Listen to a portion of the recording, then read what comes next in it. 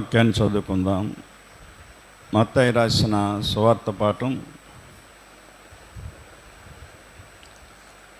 21వ అధ్యాయం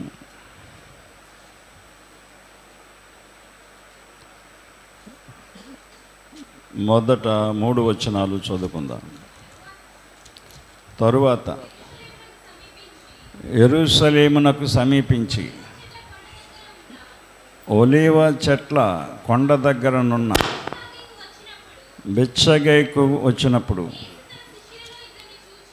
యేసు తన శిష్యులలో 2 చూచి, మీదుటనున్న గ్రామమునకు వెళ్ళుడి, వెళ్ళగానే కట్టబడి ఉన్న ఒక గాడిదయు దానితోనున్న ఒక గాడిద పిల్లయు మీకు కనబడును.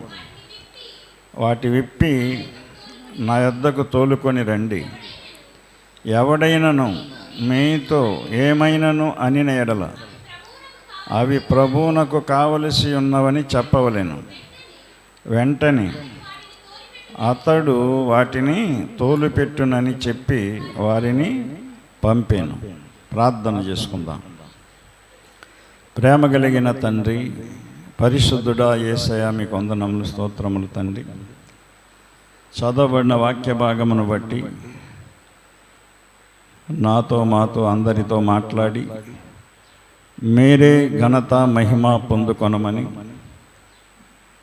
కూడొచ్చిన సంఘమును మీ ఆత్మతో నింపి వాక్యం వినడానికి సిద్ధపరచమని, ఈ ఆదివారం ఆరాధనలో పాలు పొందనుచున్న ప్రతి ఒక్కరిని నన్ను బట్టి వందనాలు చెల్లిస్తూ వాక్యం మాట్లాడడానికి మీ ఆత్మ సహాయం దయచేయమని యేసయ్య నామమున ప్రార్థించి అడుగుచున్నాము తండ్రి, ఆమేన్. అందరికీ వందనాలండి. యేసు ప్రభువారు 2 పంపించాడు. ఆయన మీ ఎదుట ఉన్న గ్రామానికి వెళ్ళండి, అక్కడ కట్టబడి ఉన్న ఒక గాడిద మీకు కనిపిస్తుంది, దాన్ని విప్పి తోలుకొని రండి. ఎవరైనా అడిగితే అవి ప్రభువునకు కావలసి ఉన్నవని చెప్పండి అని చెప్పి పంపించాడు. గాడిద గాడిద గాడిద పిల్ల. గాడిద అంటే మనుషునికి సాదృశ్యం. మనం ఎవరినైనా టీచర్లు విద్యార్థుల్ని ఒరే గాడిద అని సంబోధిస్తూ ఉంటారు. ఒరే గుర్రం, ఒరే కుక్క అనరు. కనుక గాడిద భారాన్ని భరించే వాహనం. గాడిద పిల్ల రెంటిని ఇప్పుకుని తోలుకు రండి అన్నాడు. కట్టబడి ఉన్నాయి, విప్పిని చాలా ఉన్నాయి. విప్పబడి తిరుగుతున్న గాడిదలు చాలా ఉన్నాయి, కానీ ప్రభు కోరుకున్నది కట్టబడిన గాడిద. నాడు గాడిద మనుషుకి సాదృశ్యంగా ఉన్నాడు. మనిషి అనేక వాటి చేత కట్టబడుతూ ఉన్నాడు. పాపానికి కట్టుబడి ఉన్నాడు, ఒక కులానికి కట్టుబడి ఉన్నారు, మతానికి కట్టుబడి ఉన్నారు, వంశం, ఇది మా వంశం అని వంశానికి కట్టుబడిన వాళ్ళు ఉన్నారు, సంఘానికి కట్టుబడి వాళ్ళు ఉన్నారు. అంటే దేవుని వాక్యం వాళ్ళకి తెలిస్తే ఇలాంటి వాటితో కట్టబడి ఉండరు. కొంతమంది ఎంత చెప్పినా పాపం మానరు, ఎందుకంటే ఆ పాపం చేత కట్టబడి ఉన్నారు వాళ్ళు. కొంతమందికి ఎంతకు చెప్పినా కులాన్ని విడిచిపెట్టరు. కులపిచ్చి, కులం.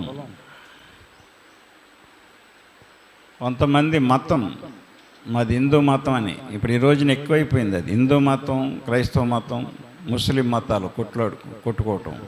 అంటే మాటలతో యుద్ధాలు జరుగుతున్నాయి, తర్వాత నిజమైన యుద్ధాలు జరుగుతాయి, నిజంగా కొట్టుకోవడం జరుగుతుంది. వాళ్ళకి అర్థం కాకపోతే మా మతం గొప్ప, మా మతం గొప్ప, మా మతం గొప్ప అంటే ఆ మతంలో ఏముందో పూర్తిగా తెలుసుకోలేరు. ఎప్పుడు తెలుసుకుంటారంటే విప్పబడినప్పుడు. మతంలోంచి బయటకు వస్తే మతం గురించి అర్థం అవుతుంది, కులంలోంచి బయటకు వస్తే కులం గొప్పతనం ఏంటో అర్థం అవుతుంది. జాతి, మన జాతి, మనం అంటే ఏంట్రా, మన ఇంటి పేర్లు అంటే అంటారు కొంతమంది. ఈనాడు ఇలాంటి వాటి మీద చాలామంది ఆధారపడి బతుకుతున్నారు. సంఘం, ఈ రోజున సంఘం, ఈనాడు ఈ క్రైస్తవ సంఘాల్లో కూడా ఎక్కువగా ఉంది ఇది. మా సంఘం గొప్ప, మా సంఘం గొప్ప, మా సంఘమే సత్యం, మా సంఘమే ఎత్తబడుతుంది, మా సంఘమే పరలోకం వెళ్తుంది, మా సంఘం చేసేవే కరెక్ట్ అని. ఎవరికి వాళ్ళే. అంటే కట్టబడి ఉన్నంతసేపు ఏమీ తెలీదు. కులానికి, మతానికి, వంశానికి, వర్గానికి, జాతికి, పాపానికి కట్టుబడి ఉన్నప్పుడు ఒక పశువుని కట్టాడికి కట్టేస్తే దానికి ఏం తెలియదు, ఆ చుట్టూ తిరుగుతుంది, అదే ప్రపంచం అనుకుంటుంది. దాన్ని విప్పేస్తే ప్రపంచం ఎంత ఉందో తెలుస్తుంది, ఎక్కడికి పరిగెత్తలకు పరిగెత్తుతుంది. అందుకనే ఈనాడు అలాంటి కట్టబడిన మనుషుల కొరకు ఆయన ఈ లోకానికి వచ్చాడు. బైబిల్లో 18 ఏండ్ల నుండి కట్టబడిన ఒక ఆమె బైబిల్లో కనపడుద్ది మనకి. అర్థమైందా? 18 ఏండ్ల నుండి. లోకాసువార్త 13 అధ్యాయం 16 వచనం. సాతాను బంధకాల చేత కట్టబడి ఉందంట ఆమె. ఇదిగో 18 ఏండ్ల నుండి సాతాను బంధించిన అబ్రహాము కుమార్తె అయిన ఈమెను ఆ విశ్రాంతి దినమందు ఈ కట్ల నుండి విడిపింపతగదా అని ఆయన చెప్పాడు. 18 ఏండ్ల నుండి సాతాను బంధకాలతో కట్టబడి ఉంది ఆమె. కానీ తనకు తెలీదు. సంఘంలో ఉంది, సంఘానికి వస్తుంది వెళ్తుంది 18 సంవత్సరాల నుంచి కూడా కట్టబడి ఉంది. కానీ సాతాను చేత బంధింపబడి ఉందనేది ఆమె తెలియదు. ఆ బంధకాలను బట్టి ఆమె నడుము వంగిపోయి బలహీనంగా ఉంది. అర్థమైందా? ప్రభు చెప్పాడు, ఆమెను స్వస్థపరిచాడు, నీ నడుము సరి చేసుకొని నిలబడని చెప్పాడు. కానీ అంతవరకు కూడా సాతాను చేత ఆమె బంధించబడి ఉంది, ఆ నడుము బలహీనం అయిపోయిందనే సంగతి తెలియదు. ఈనాడు కూడా మనకి కొన్ని బలహీనతలు వస్తూ ఉంటాయి. అవి శరీర రీతిగా వస్తూ ఉంటాయి, సాతాను రీతిగా కూడా వస్తూ ఉంటాయి, మనం చేసిన పాపాన్ని బట్టి కూడా వస్తూ ఉంటాయి. కనుక సమాధుల్లో ఒకడు శానా అనే దెయ్యముల చేత బంధింపబడి ఉన్నాడు. వాడిని విడిపించడానికి యేసుప్రభు వెళ్ళాడు ఆ నది దాటి. మార్కు సువార్త 5వ అధ్యాయంలో మనం చూస్తాం. అక్కడ సాతాను బంధకాల చేత, శానా అనే దెయ్యాలు వాడిని పట్టి ఆ సమాధుల్లో తిప్పుతూ ఉన్నాయి. తన ఒళ్ళంతా గాయపరుచుకుంటున్నాడు. మనుషులు, ఆ ఊరి గ్రామస్తులందరూ కూడా వాడిని సాధు చేయలేకపోయారు, నిదానం చేయలేకపోయారు. కారణం ఏంటంటే సాతాను మనుషుల మాట ఎందో దేవునికే లోబడుద్ది. అలాగే సాతాను పట్టిన మనుషులు చెప్పిన మాటలు. ఇప్పుడు కూతురికి దెయ్యం పట్టింది అనుకోండి, పాపం అనే సాతాను పట్టింది అనుకోండి, తన తల్లి మాట ఎందో మనిషిగా ఉంటే వింటది. ఆ యవనస్తురాల్లో మనిషి స్వభావం లేదు, సాతాను స్వభావం ఉంది. నేను తిరగాలి, పాపం చేయాలని, ఇష్టానుసారంగా ఉండాలని. ఆ యవనస్తుల్లో సాతాను ఉన్నాడు. అందుకనే తండ్రి మాట ఎండో, తల్లి మాట ఎండో. మనం అనుకుంటాం ఎంతసేపు వింటలేదేంటి అనుకుంటాం. ఇప్పుడు నువ్వేం చేయాలంటే నీ బిడ్డల కోసం ఉపవాసం ఉండి ప్రార్థన చేయాలి. దైవజనుల చేత ప్రార్థన చేయించాలి. తీసుకొచ్చి ఒక దెయ్యం పట్టినోడిని యేసుప్రభు దగ్గర తీసుకొచ్చాడు. శిష్యులు ప్రార్థన చేశారు, తగ్గలేదు. ప్రభు తర్వాత యేసుప్రభు దగ్గర తీసుకొచ్చాడు. ప్రభు ఆ దెయ్యాన్ని గద్దించి వదిలిపెట్టేటట్టుగా చేశాడు. శానా అనే దెయ్యాలు, నువ్వు ఎవడు అంటే శానా అన్నాడు. శానా అంటే అనేక దెయ్యాలు అతనిలో ఉన్నాయి, ఒకటి కాదు, అనేక దెయ్యాలు. ఆ దెయ్యాల చేత బంధించబడ్డాడు. యేసు ప్రభు అక్కడికి వచ్చి నప్పుడు వాడు, యేసు నాతో నీకేం పని అంటున్నాడు. సర్వోన్నతుడైన దేవుని కుమారుడా, నాతో నీకేం పని. సాతాను దేవునితో అంటుంది, నాతో నీకేం పని అని. సాతాను వేరు, దేవుడు వేరు. కనుక ఆయనకి తెలుసు, కానీ ఆ గ్రామస్తులకు తెలియదు వాడిలో సాతాను ఉందని. అదో పిచ్చి అనుకుంటున్నారు వాళ్ళు, అదో ఎర్రితనం అనుకుంటున్నారు, క్రాక్ అనుకుంటున్నారు. కాదు, సంకెళ్ళతో బంధించిన తెంచేస్తున్నాడు, తాళ్ళతో కట్టిన తెంచేస్తున్నాడు. అప్పుడు ప్రభు వాడిని గద్దించాడు. అపవిత్రాత్మ వాడిని వదిలిపో అన్నాడంతే. ఆ మనుష్యుని వదిలి వెళ్ళిపో. అతను బాగయ్యాడు. పౌలు ధర్మశాస్త్ర బంధకాలతో కట్టబడ్డాడు. మహాజ్ఞానవంతుడు, తెలివైనడు, పండితుడు, వేదాంతి, ధనవంతుడు, భాగ్యవంతుడు, బలమైనడు, ధైర్యమైనడు. కానీ ధర్మశాస్త్ర విధులకి కట్టుబడిపోయాడు. యెహోవాయే దేవుడనే నమ్మకంతో యేసుని పూజించి ప్రార్థించే వాళ్ళందరినీ చంపేస్తున్నాడు. యెహోవా యేసు ఒక్కడైన సంగతి వాడు అతనికి తెలియదు. నీకు తెలియనప్పుడు అలాగే ప్రవర్తిస్తావు. సత్యము తెలియాలి, వాక్యం తెలియాలి. అతనికి తెలియజేయడానికి అతనికి చూపు పోగొట్టాడు. ఎందుకంటే ఎంత బలవంతుడైనా చూపు లేకపోతే వాడు ఏం చేయలేడు. ఇంకా చూపే మెయిన్, దృష్టి. చూపు లేకపోతే నీ ధనం, ఎంత ధనమున్నా, ఎంత బలమున్నా, ఎంత మంది నీకున్నా, ఇంకా నీ పని అయిపోయినట్టు నీకేం లేదు. ఇంకా ఏం కనపడదు నీకు, ఇంకా ఏం చేయడానికి ఉండదు. నువ్వు ఎలా ఉన్నావో నీకే తెలియదు. ఆ చూపు తీసేశాడు. ఎవరవయ్యా నువ్వు అని అడిగాడు. నీవు హింసించుచున్న యేసుని అన్నాడు. అప్పటి వరకు యేసుని ప్రార్థిస్తున్న వాళ్ళందరినీ చంపాడు అతను. అప్పుడు ఆయన యేసు ప్రభు, ఇంత బలమైనోడిని, ఇంత తెలివైనోడిని, నా చూపు ఉన్నది ఉన్నట్టుగా పోయిందంటే ఈయన దేవుడే అనుకున్నాడు. నీకు చూపు వస్తుంది, పలానా వ్యక్తి దగ్గరికి వెళ్ళు, ప్రార్థన చేయించుకో అని చెప్పి పంపించినప్పుడు మరి అననీయ అనే వ్యక్తి వచ్చి ప్రార్థన చేశాడు. అతనికి అక్కడ చూపు పొందాడు. అప్పుడు తెలుసుకున్నాడు యేసయ్యే దేవుడని. అప్పుడు ఆ ప్రభుత్వం మీదకి తిరగబడ్డాడు అతను. ప్రభుత్వం మాట విని ప్రజల మీద తిరగబడి చంపినోడు. సత్యం తెలుసుకున్నాక అలా ఉంటుంది. కట్టబడి ఉంటే నీకేం తెలీదు. అతను ధర్మశాస్త్రానికి కట్టబడ్డాడు. అతను ఇదే సత్యము, యెహోవాయే దేవుడని. కట్టబట్టం అంటే చెప్తున్నాను మీకు, గమనించండి. కట్టబడి ఉన్నప్పుడు ప్రజలను హింసించాడు అతను, ప్రజలను బాధ పెట్టాడు. కట్లు విప్పబడ్డాయి, ప్రజల కోసం బతికాడు, ప్రభు కోసం బతికి చనిపోయాడు.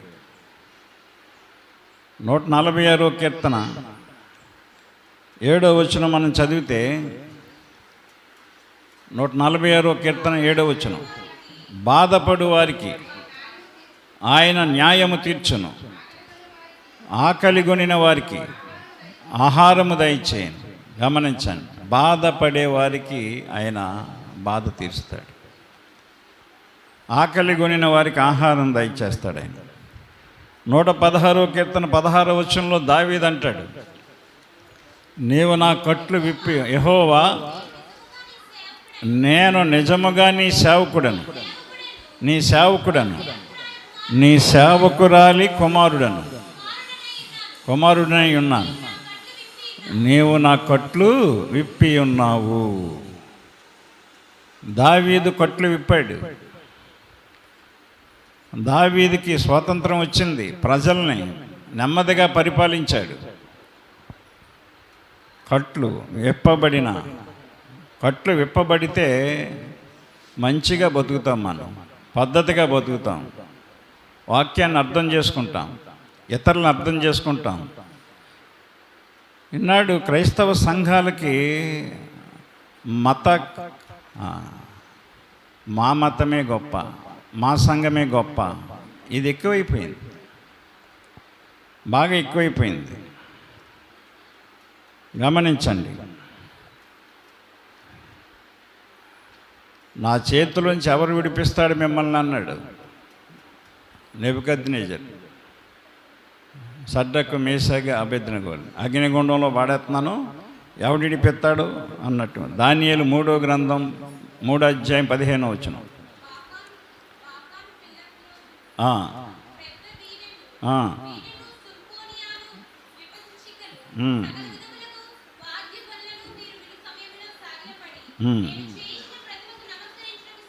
నేను చేయించి నిలబెట్టిన ప్రతిమకు మీరు నమస్కరించండి, పూజించండి.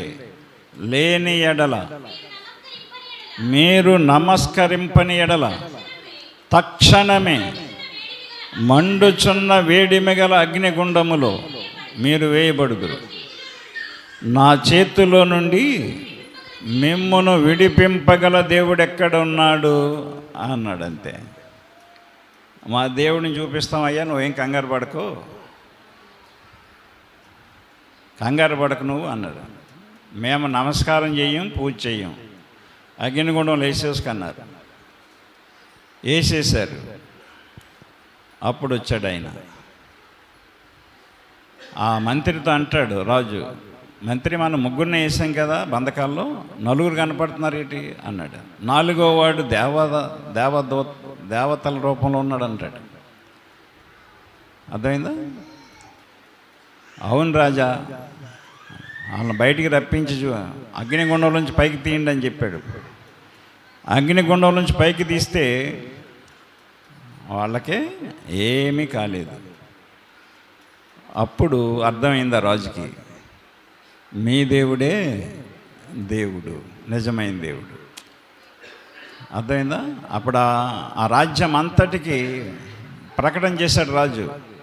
షడ్రకు, మేషాకు, అబేద్నెగోలు రాజే ఆ దేవుడే నిజమైన దేవుడు, ఆ దేవుడినే పూజించండి, ఆ దేవుడిని ఆరాధించండి అని.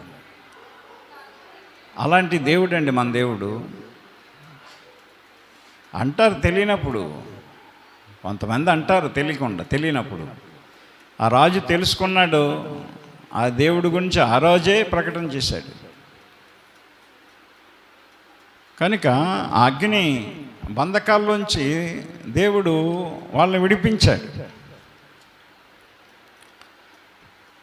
కనుక దేనికి కట్టబడ్డాం మనం ఈ రోజున అనేది మనం ఆలోచన చేసుకోవాలి. దేవుని మందిరానికి వస్తున్నా సరే కొన్ని ఇంటికి మనం కట్టుబడిపోయి ఉన్నాం. అందుకనే స్వతంత్రంగా ఉండలేకపోతున్నాం, సంఘంలో స్వేచ్ఛగా రాలేకపోతున్నాం, దైవజనులతో మాట్లాడలేకపోతున్నాం, కలవలేకపోతున్నాం, ఫోన్ చేయలేకపోతున్నాం.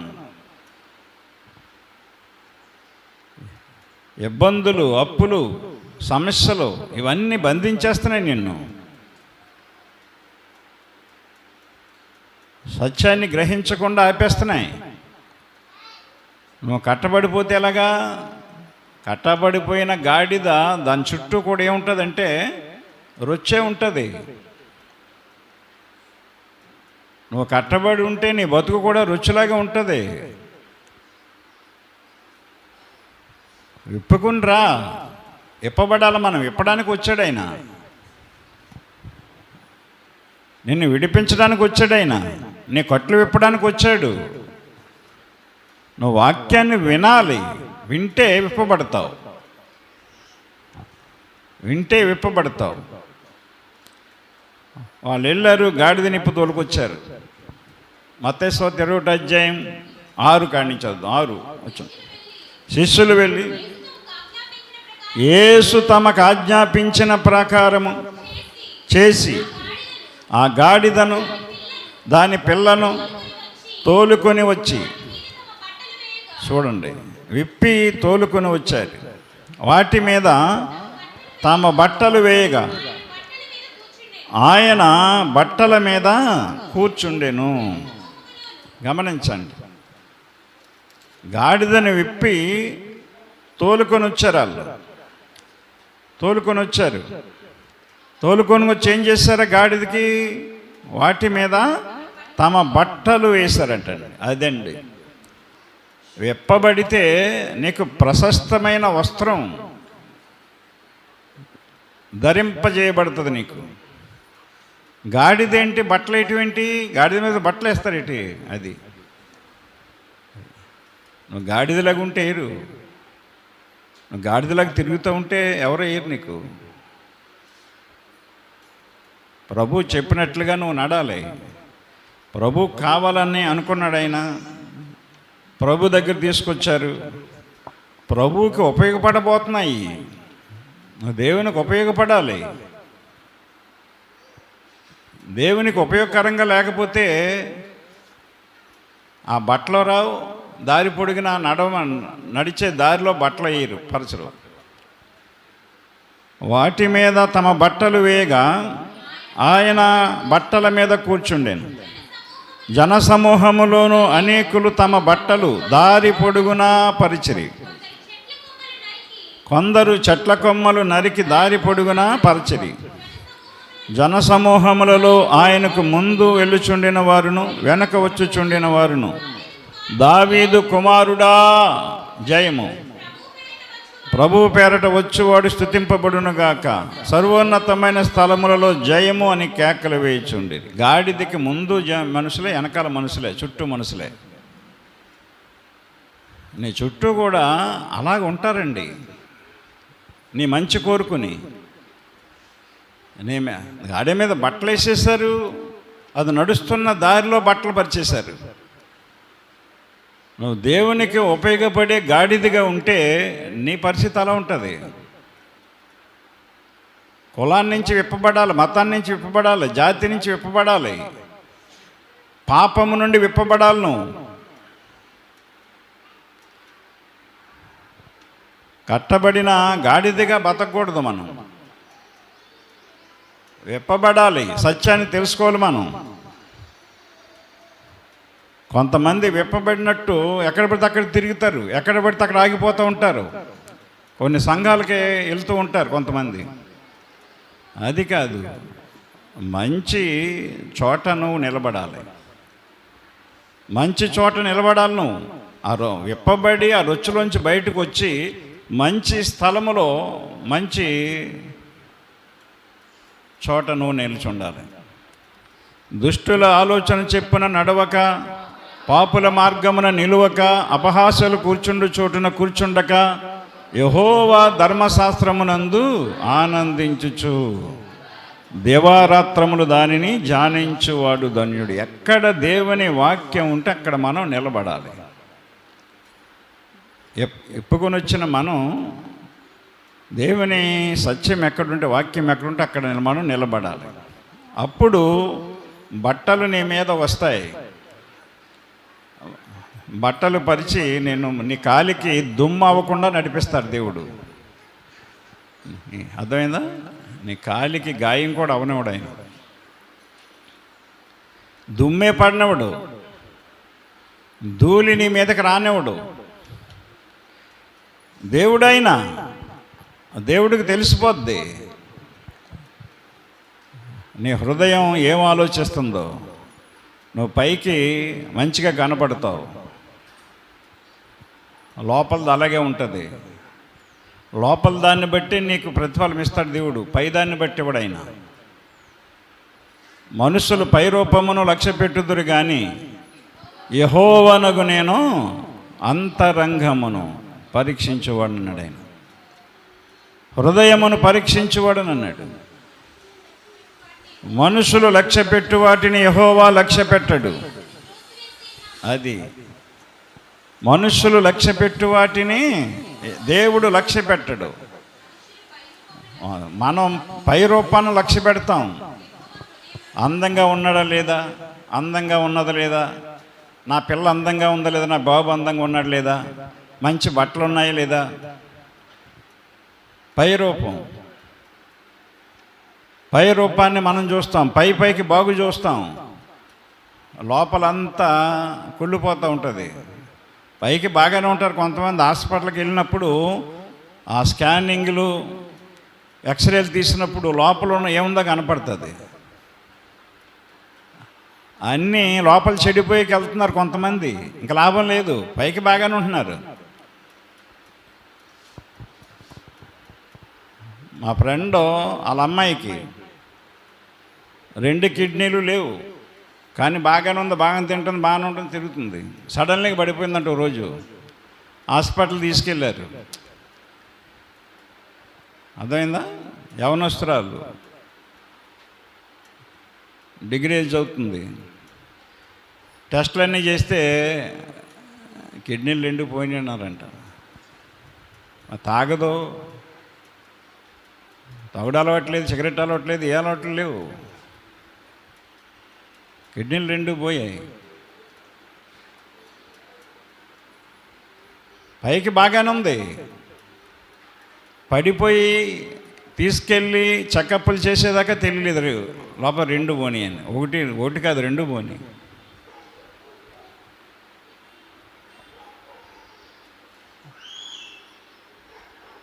దేవుని వాక్యం యెహోవానగు నేను హృదయములను పరీక్షించువాడను. అది నీ హృదయ స్థితిని బట్టే నీ పరిస్థితి ఉంటుంది. గుర్తుపెట్టుకోండి మీరు. నాటకాలు, డ్రామాలో, వేషాలు మనుషుల దగ్గర కుదురుతాయి, దేవుని దగ్గర కుదరవు. దేవుని దగ్గర కుదరవు. సేవకుడైనా, విశ్వాస అయినా, సంఘ పెద్ద అయినా, బిషప్ అయినా, రెవరెండ్ అయినా, 22 అయినా, 32 అయినా పనిష్మెంట్ పడిపోద్ది. నానా పాటలు పడాలప్పుడు మనం పాడైపోయిన వారిని బాగు చేయడానికి వచ్చాడు ఆయన. ఆయన మాట వింటే బాగుపడతాం. వినకుండా మన ఇష్టానుసారంగా తిరిగితే బాగానే ఉన్నాం అనుకుంటాం, ఒకేసారి పాడైపోతాం, ఒకేసారి డౌన్ అయిపోతాం. ఇంకా అప్పుడు నీకు అప్పటిదాకా వాహా ఓహో అని పొగుడినోళ్ళు, నీ అందం చూసి, నీ తీరుతెన్నులు చూసి ముచ్చట పడిన వాళ్ళు ఎవ్వరూ కూడా వాసన చూడడానికి రారు. నేను ఇంకా కనుక గమనించండి, దేవుని వాక్యాన్ని అర్థం చేసుకోవాలి మనం. యేసు యెరూషలేము ఎందుకు వచ్చాడంటే, ఈ లోకానికి ఎందుకు వచ్చాడంటే పాడైపోయిన మనుషులను బాగు చేయడానికి వచ్చాడు. ఆయన నశించిన దానిని వెతకి రక్షించడానికి వచ్చాడు. 3.5 సంవత్సరాలు బోధించాడు, అనేకమైన బోధలు చేశాడు, అద్భుతాలు చేశాడు, మహిమలు చేశాడు, సూచక్రియలు చేశాడు, ఎవరు చేయలేనివన్నీ చేశారు. మారలేదు మనుషులు. ఆయన ఇంకా చనిపోయే వారం ముందు యెరూషలేము దేవాలయానికి వచ్చాడు. ఆయన ఆ దేవాలయం బొత్తిగా పాడైపోయిందని. దేవాలయం పరిస్థితి ఎలా ఉందంటే దారుణంగా ఉంది. యోహాను రాసిన సువార్త పాఠం 2వ అధ్యాయం 13వ వచనం కానీ చదువుదాం. యూదుల పస్కా పండుగ సమీపింపగా యేసు యెరూషలేమునకు వెళ్ళి దేవాలయములో ఎడ్లను, గొర్రెలను, పావురములను అమ్మువారిని, రోకలు మార్చువారిని కూర్చుండుట చూచి త్రాళ్లతో కొరడాలను చేసి గొర్రెలను, ఎడ్లన్నిటినీ దేవాలయముల నుండి తోలివేసి, రోకలు మార్చువారి రోకలు చల్లివేసి, వారి బల్లలు పడద్రోసి, పావురము అమ్మవారితో, వీటిని ఇక్కడ నుండి తీసుకొని పండి, నా తండ్రి ఇల్లు వ్యాపారపుటిల్లుగా చేయకూడని చెప్పాను. గుర్తుపెట్టుకోండి. అప్పటికి ఏం జరిగిందంటే, అన్న కైప అనేవాళ్ళను రెండు మామూలు. అన్న కంట్రోల్లో ఉంది యెరూషలేం దేవాలయం. వాడు చాలా దుర్మార్గుడు. ఎంత దుర్మార్గుడు అంటే ఇంకొక పదం చెప్పడానికి లేదు, అంత దుర్మార్గుడు అనమాట. అతనికి 5 కొడుకులు. 5 కొడుకుల్ని కూడా ప్రధాన ఆచార్యులుగా పెట్టేసుకున్నాడు యెరూషలేం ప్రాంతంలో. అల్లుడు కైపాకి అధికారం ఇచ్చేశాడు. తన అన్న వాళ్ళందరికీ పదవులు ఇచ్చేశాడు. ఎక్కడికక్కడ ఆ యెరూషలేము దేవాలయపు ఏరియా అంతా కూడా తన హ్యాండ్ఓవర్లోకి తీసేసుకున్నాడు. అక్కడ దుకాణాలన్నీ కూడా ఖాళీ చేయించేశాడు దౌర్జన్యంగా. అతను హ్యాండ్ఓవర్ చేసేసుకున్నాడు. మార్కెట్ అంతా అతందే.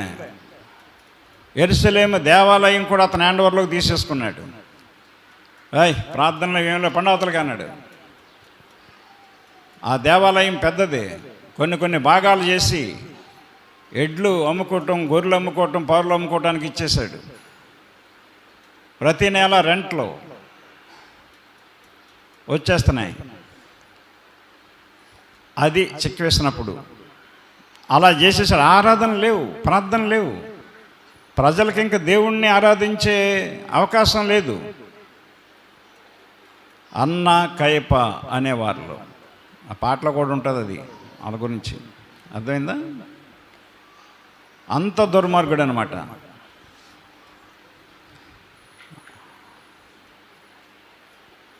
తిరగబడిన యూదులందరినీ కూడా ఎవరు అడిగితే వాళ్ళని ఆ బజార్లో పెట్టి కొట్టి చంపించేయడమే.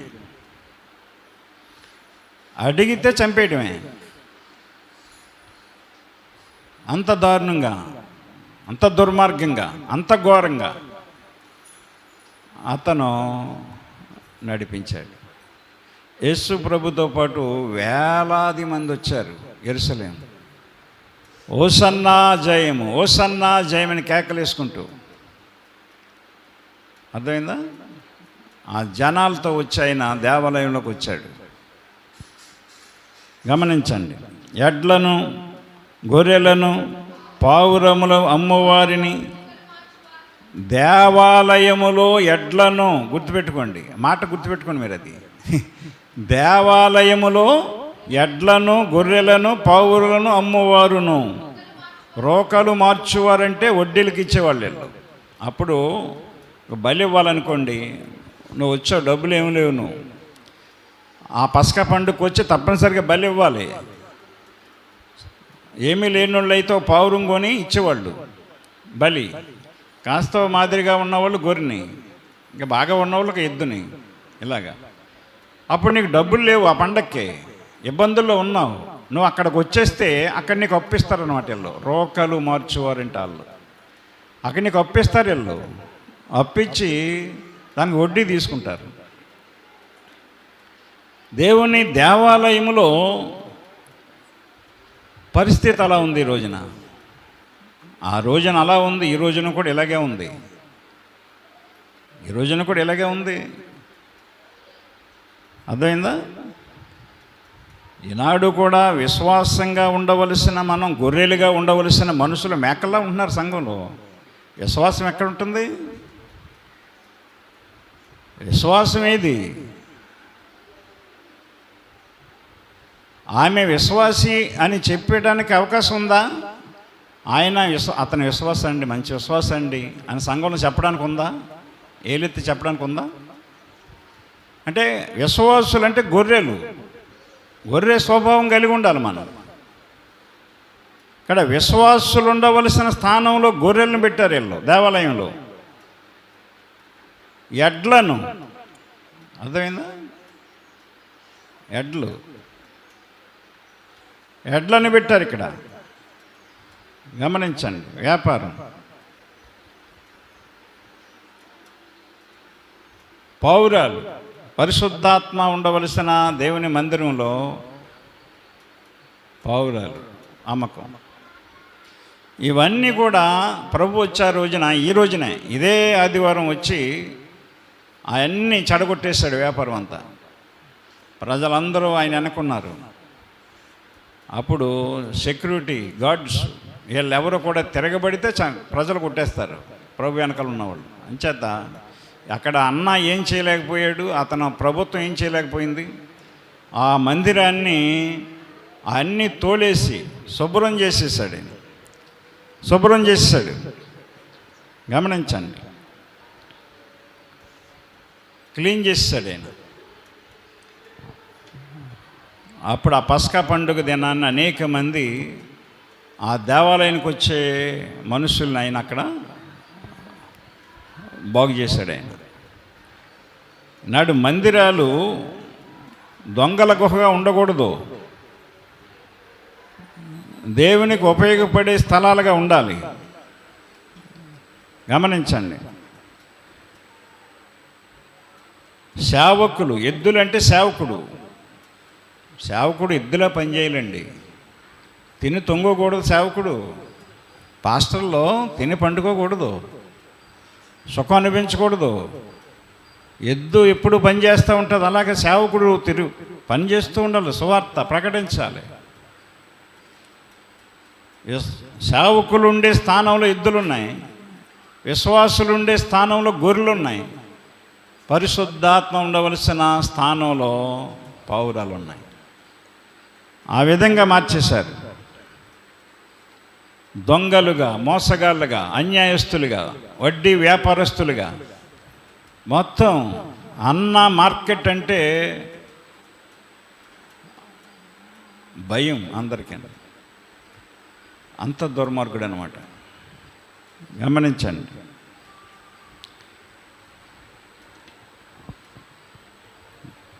దేవాలయంలో ఆ దేవాలయాన్ని, పాడైపోయిన దేవాలయాన్ని బాగు చేయడానికి వచ్చాడు ఆయన.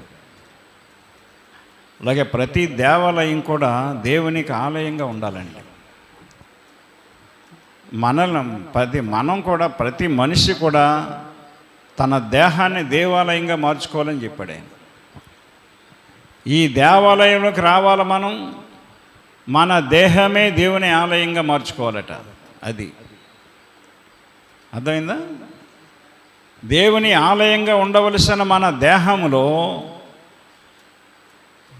చెడుతనం ఉండకూడదు, చెడ్డ ఉండకూడదు.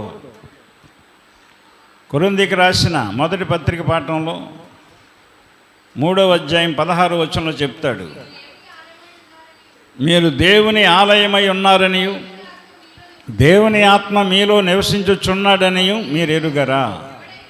ఎంతమందికి తెలుస్తుందండి ఇది? ఒకప్పుడు తెలియనప్పుడు, తెలియకుండా బతికాం.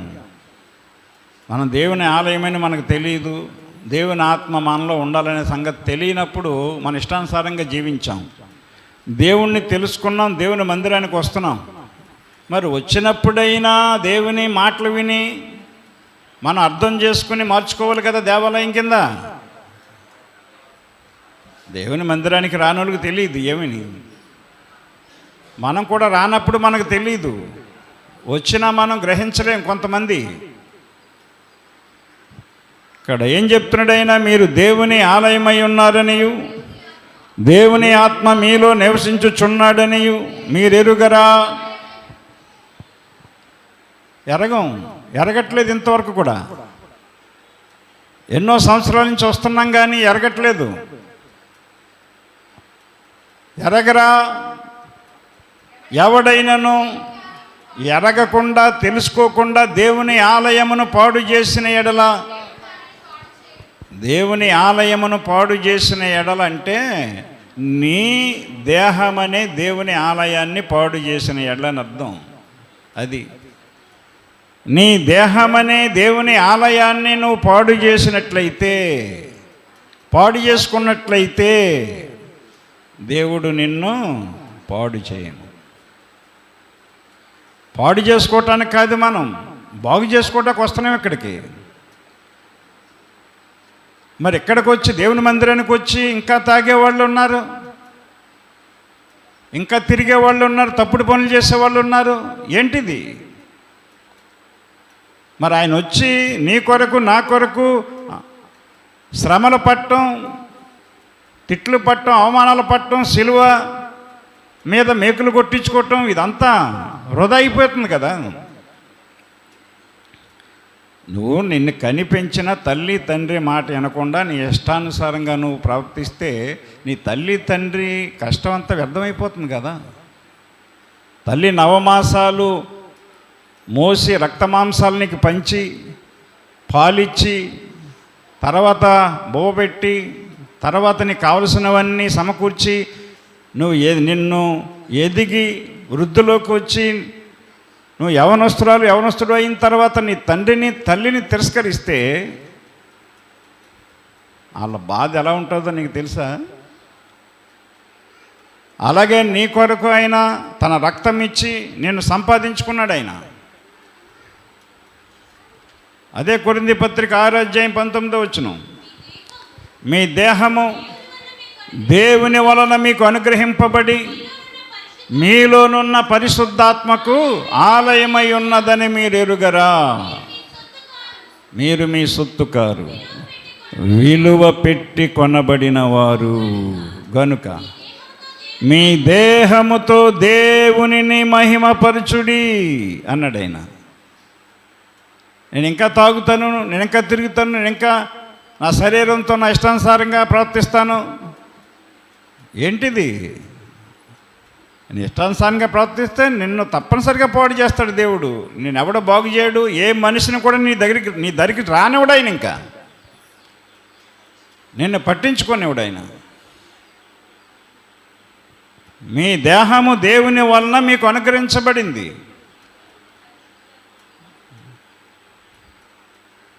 తల్లిదండ్రుల్ని గెంటేస్తావు, తృణీకరిస్తావు, దేవుణ్ణి తృణీకరిస్తావు. నా ఇష్టము నా దేహం అని విర్రవీగి తిరుగుతూ ఉంటావు. జాగ్రత్త. అలాంటి నిన్ను బాగు చేయడానికి లోకానికి వచ్చాడు ఆయన. పాడైపోయిన దేవాలయాన్ని అక్కడ దేవాలయంగా మార్చడానికి వచ్చాడు. అక్కడ ఆయన దేవాలయంగా మార్చాడు. అక్కడ గమనించండి దేవుని బిడ్డలారా, దేవాలయంగా మార్చాడు. మత్తయి సువార్త 21:12-13 దేవాలయములోనికి ప్రవేశించి క్రయ విక్రయములు చేయువారందరినీ, క్రయ విక్రయాలు అంటే వ్యాపారాలు. ఇక్కడ మనం చదివాం యోహాను సువార్తలో ఏ వ్యాపారాలు అక్కడ అర్థమైందా? క్రయ విక్రయములు చేయువారిని వెళ్ళగొట్టి రోకలు మార్చువారిని,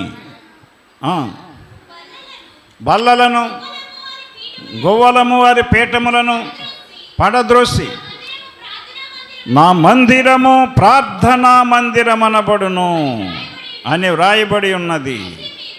అయితే మీరు దానిని దొంగల గుహగా చేసి తిరని. నేను గమనించండి చేత ఇక్కడ అందరిని ఎల్లగొట్టేశాడు ఆయన. వచ్చి దాన్ని శుభ్రం చేయించేశాడు, మందిరంగా మార్చేశాడు. మందిరంగా మార్చేసిన తర్వాత అప్పుడు ఆ ప్రజలందరూ అక్కడికి వచ్చారు. ఎవరు వచ్చారు అక్కడికి? గుడ్డివారు వచ్చారు, మోగవారు వచ్చారు, కుంటివారు వచ్చారు. దేవాలయములో ఆయన వద్దకు రాగా ఆయన వారిని స్వస్థపరిచెను. కాగా ప్రధాన యాజకులను శాస్త్రులను ఆయన చేసిన వింతలకు దావీదు కుమారునికి జయము అని దేవాలయంలో కేకలు వేయుచున్న చిన్న పిల్లలను చూసి కోపముతో మండిపడి, వీరు చెప్పుచున్నది వినుచున్నావా అని ఆయనను అడిగిరి. అందుకు యేసు వినుచున్నానని చెప్పాడు. గమనించండి, శాస్త్రులు పరిచయాలు అందరూ కూడా ఆశ్చర్యపోయారు. వ్యాపారంగా ఉన్న మందిరాన్ని దేవాలయంగా మార్చేశాడు. వెంటనే ఆ దేవాలయంలోకి అక్కడ ఆ పండగకు వచ్చిన వాళ్ళందరూ కూడా, అందులో కుంటోళ్ళు, గుడ్డోళ్ళు, మోగోళ్ళు అందరూ వచ్చి ప్రార్థన చేయించుకుని స్వస్థపడ్డారు. నీ దేహం అనే దేవాలయంలో కూడా ఎడ్లున్నాయా, గొర్రెలున్నాయా, పావురాలున్నాయా, రోకలు డబ్బులున్నాయా? డబ్బులున్నాయి నాకేంటి అనుకుంటున్నావా? రోకలు మార్చువారు. నాకు డబ్బులుంటే నాకేంటనే అహంకారం వచ్చేస్తుంది మనిషికి వెంటనే. నిజమండి, లేనోళ్ళకి కూడా అహంకారం వచ్చేస్తుందండి. ఏమీ ఉండదు, నాలుగు డబ్బులు కనబడేటప్పటికి నాకేంటి, జాగ్రత్త. అలాంటి ఆలోచన కూడా నీ దేహాన్ని పాడు చేస్తుంది, నీ జీవితాన్ని పాడు చేస్తుంది. విప్పబడు, కట్టబడి ఉండకు. ధనానికి కట్టబడకు, కులానికి కట్టబడకు, మతానికి కట్టబడకు, జాతికి కట్టుబడి ఉండకు. నీ జాతిని రక్షించదు, నీ కులం నేను రక్షించదు, నీ మతం నేను రక్షించదు, నీ సంఘము కూడా నేను రక్షించదు. రక్షించేవాడు ఒక్కడే, ప్రభువు, నజరేయుడైన యేసు. ఆ యేసు ప్రభువుని సంపాదించుకోండి, ఆ ప్రభువుని కొనుక్కోండి. ఆ ప్రభువు మీతో ఉంటాడు. క్రీస్తు యేసునందున్న వారికి ఏ శిక్ష విధి లేదు. కనుక మట్లాదివారం అని చెప్పి మట్లట్టుకుని తిరిగితే ఏం రాదు నీకు, చెప్పలట్టుకుని తిరిగితే ఏం రాదు, సెలువులు పట్టుకుని తిరిగితే ఏం రాదు. ఆనాడు ప్రజలు ఆయన వెనకాలెళ్ళి జయము జయం అన్నారు కాబట్టి ఈనాడు కూడా ఊరంటే తిరిగి జయము జయం అంటే ఏం రాదు నీకు. ఇలాంటి వాటి వల్ల ఏం రాదు. అలాంటి వాటిల్లో మీ పిల్లల్ని చేర్చకండి, మీరు చేరకండి. అర్థమైందా? వాక్యానికి వేరుగా ఉంటే మీరు నష్టపోతారు తప్ప ఏమీ చేసుకోలేరు. ద్రాక్షావల్లిని నేను, తీగలు మీరు. ఎవడు నా యందు నిలిచి ఉండును, నేను ఎవని యందు నిలిచి ఉండును, వాడు బహుగా ఫలించును. నాకు వేరుగా ఉండి మీరేమీ చెయ్యలేరు. నేను ఏదైనా చేసుకుంటానని కానీ వేరైతే ఒకేసారి కుప్ప కూలిపోతావు, నీ కుటుంబం నాశనం అయిపోతుంది. కనుక దేవుని వాక్యానికి కట్టుబడి ఉండండి. మతానికి కట్టుబడి, కులానికి కట్టుబడి, జాతికి కట్టుబడి, ఒక వర్గానికి కట్టుబడి, నీ స్నేహితుల మాటకు కట్టుబడి, నీకున్న డబ్బుకి బంగారానికి కట్టుబడి ఉంటే దేవుడు నిన్ను విడిపించలేడు. రా ప్రభు దగ్గరికి. ప్రయాసపడి భారము మోసుకొనుచున్న సమస్తమైన జనులారా నా యొద్దకు రండి, నేను మీకు విశ్రాంతిని కలుగజేతును. ఆ విశ్రాంతి కలగజేయడానికి ఆయన ఈ లోకానికి వచ్చాడు. ప్రజలందరితో పాటు దేవాలయాన్ని కూడా ఆయన బాగు చేసి, ఆ దేవాలయం చుట్టుపక్కల ఉన్న కుంటోల్ని, గుడ్డోల్ని, మోగోల్ని, అవిటోల్ని, చెవిటోల్ని అందరినీ కూడా బాగు చేశాడు. నిన్ను బాగు చేస్తాడు. నీకేమీ లేదా, నీకు అన్నీ ఇస్తాడు ఆయన. ఏమీ కూడా నువ్వు చింతించక్కర్లేదు. కనుక దేవుని దగ్గరికి మనస్ఫూర్తిగా రా, నీ మనసును దేవునికి అర్పించు. దేవుడు నీ మనసులో నెమ్మది నీకు కలుగజేస్తాడు. దేవుడి మాటలు దీవించునుగాక. ఆమేన్. ప్రార్థన చేసుకుందాం. ప్రేమ కలిగిన ప్రియ పరలోకపు తండ్రి, పరిశుద్ధుడా పరిశుద్ధుడా పరిశుద్ధుడా, మీకు వందనములు, స్తోత్రములు తండ్రి. ఎత్తబడిన వాక్యము వినిన ప్రతి ఒక్కరి హృదయములో నిలిచి మొలిచి నూరంతలుగా ఫలించి వర్ధిల్లే కృప దయచేయండి. వాక్యమై ఉన్న యేసయ్య నామమున ప్రార్థించి అడుగుచున్నాము తండ్రి. ఆమేన్. అందరికీ వందనాలు.